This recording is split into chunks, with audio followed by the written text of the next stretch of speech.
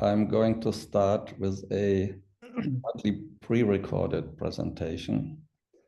It's about 20 pictograms from Pictoperanto, but now they are ready to use in line with letters and emojis, so to say, as pictomojis. This is just an early example on the road to sentence building. Still missing a character for I to show the full sentence, I want pizza. Current emoji still don't have a character for I, but without this pronoun, there will be no grammar in email and chat. I think this character alone will enable lots of entire sentences, if it's available.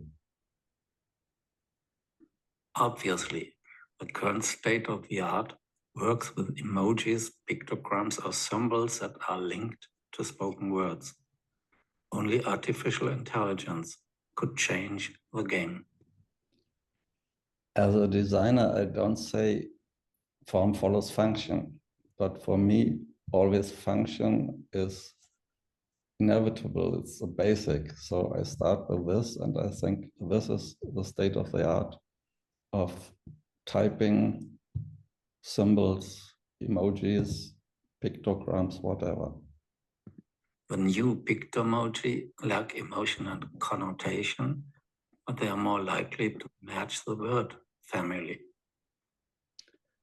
I think it's only with Apple, these pictomojis.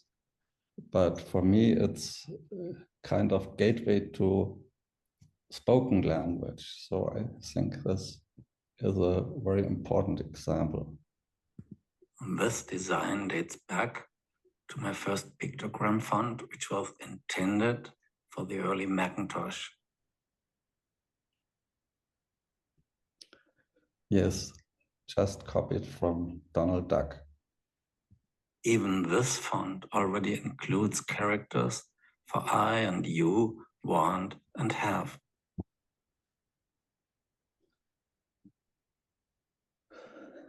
Long ago, this kind of pixel graphic, but it was a font at that time. Maybe just this pronoun will trigger a user-driven emoji language sooner or later. Of course, you can also use an I character for me, but body language provides a clear difference. Both characters are useful because of their different connotation.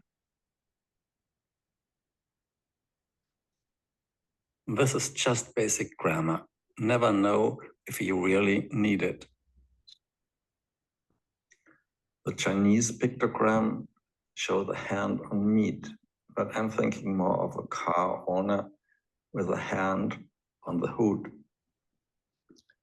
I think this character is also key to a emoji language, which you can type, which you can use by keyboard. And that's the main interest now. Sorry about Granny's dog. It's a genitive with just the same character. Just I have in one word.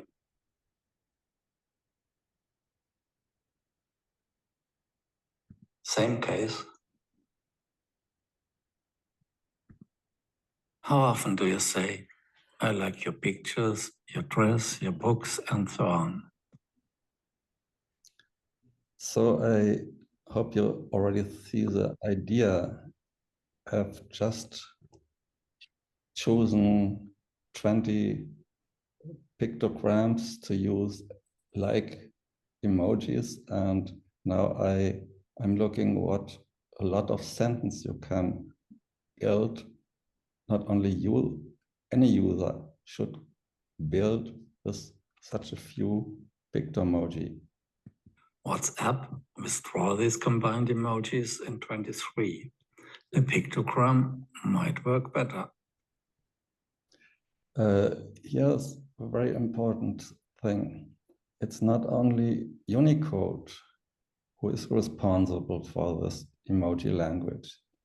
These apps like WhatsApp, like Apple Pages and so on, they could present combined emojis. And that's very important in building language to have such combined terms. We know it already. There is even the difference between many and much.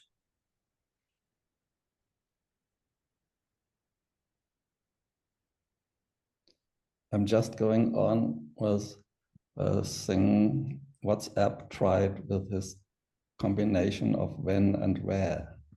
Visual language prefers short phrases.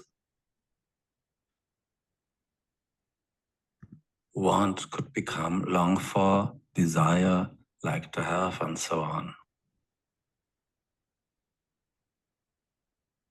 Different needs could find its different expressions. Maybe you can understand how excited I was when I realized the possibilities, the semantic power of emojis if combined with some basic pictograms. Don't get me wrong. This is just an early example of a pretty complex sentence. Yes, we can write such phrases on any keyboard. Must could be stressed more or less and in different ways. Just as smileys reflect our mimic, pictograms can show the body language. That's the main point here, to make use of the body language even in such small sizes, not in natural proportions. So you have to make pictograms not as usual, but as Donald Duck.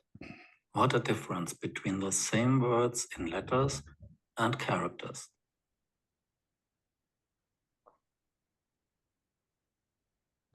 Pictograms are created for information, emojis for emotion, and both could find something in between.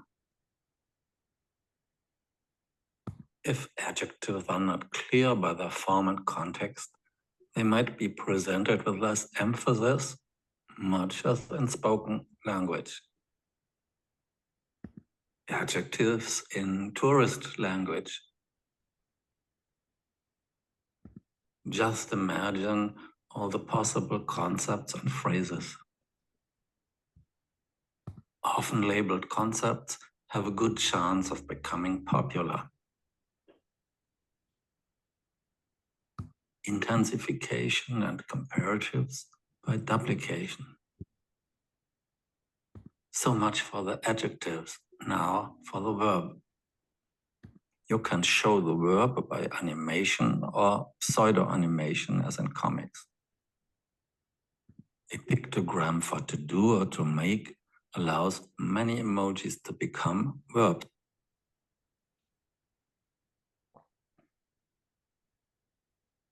I'm not the one who can fix your tractor.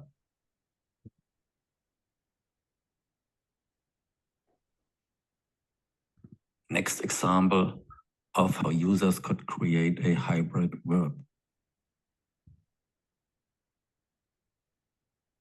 So much for the verb, but how do we express the different tenses?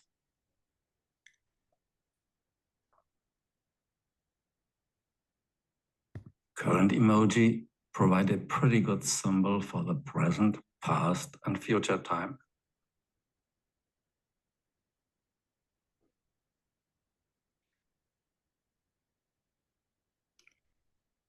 Just a few examples.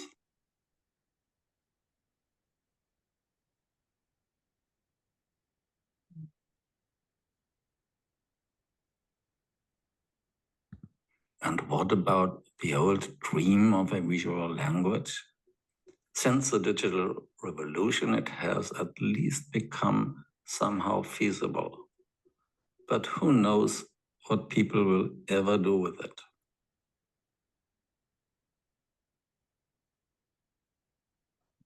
Now, just a few impressions from the next chapters of this experimental work.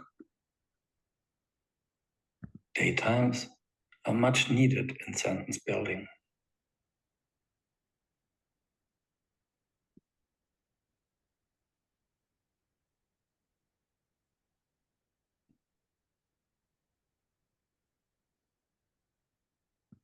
And just by the way, why don't we create compound emoji?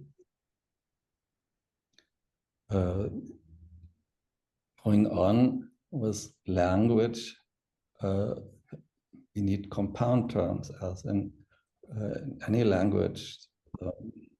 Vocabulary exists of many compound terms, and with emojis, it's just easy to make compound terms. Highlights are great for expanding the vocabulary.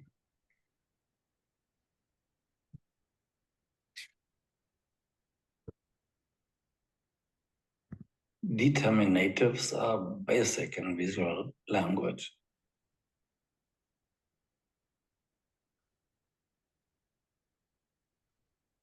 Higher levels of abstraction need significant examples and metaphors.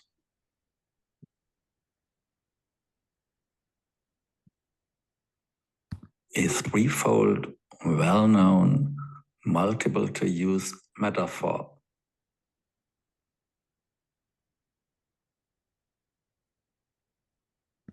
Last not least, Pictomoji 2 could benefit from the semantics of color.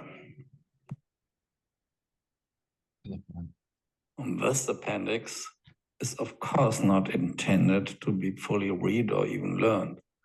As a draft, it can only give a rough impression of the look and feel of such a hybrid pictorial script.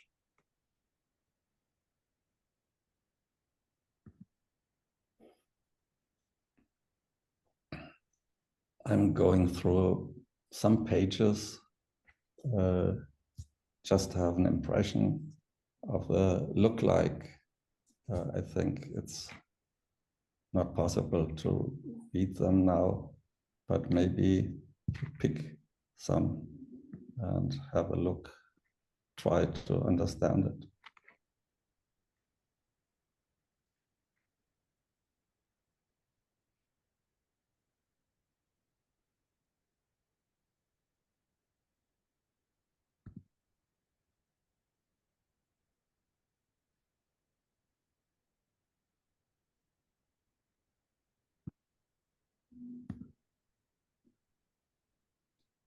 What I wanted to show is how many sentences are possible, phrases and sentences are possible with just a few pictomojis.